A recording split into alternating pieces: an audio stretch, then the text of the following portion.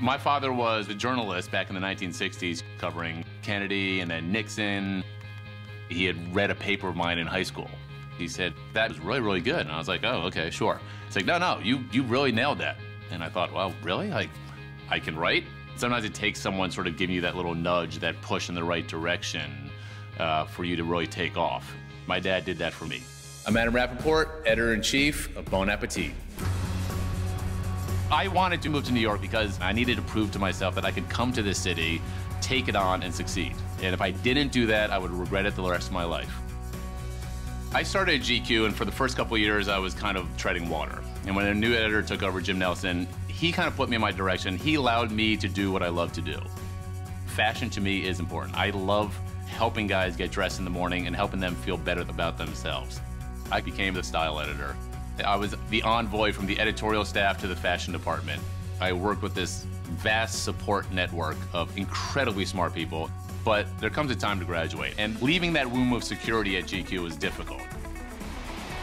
Coming to Bon Appetit, I realized I didn't have those teammates, and the most challenging thing I've had to do is build that network from the ground up. Being really brave or courageous is taking that next step when you're not ready for it. My vision was, let's not just make a good food magazine, let's make a great magazine, period, that happens to be about food. Let's be as ambitious as we can. Let's take it to someplace we haven't taken it before. I don't just want recipes and photos, I want voice, I want passion, I want a point of view. A story is what attracts people. And a good story is easy to tell if it's your story. Don't just tell me how to make brisket, tell me about how you grew up eating that brisket and where your mom got the recipe from and why it's become such a big part of your life. And that inspires people. Let's find the interesting personalities out there who are cool and timely, but also actually really do love food and really do know how to cook. And shoot them in their own environments, not in a staged way, not in an artificial way. We put Gwyneth Paltrow on our cover.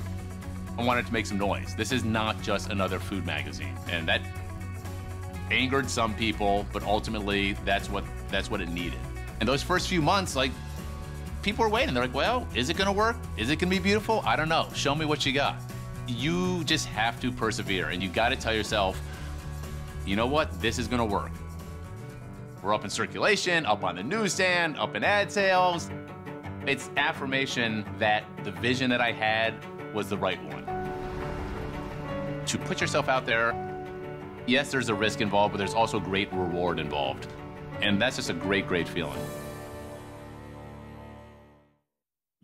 See how the all-new RX F Sport also reached the next level.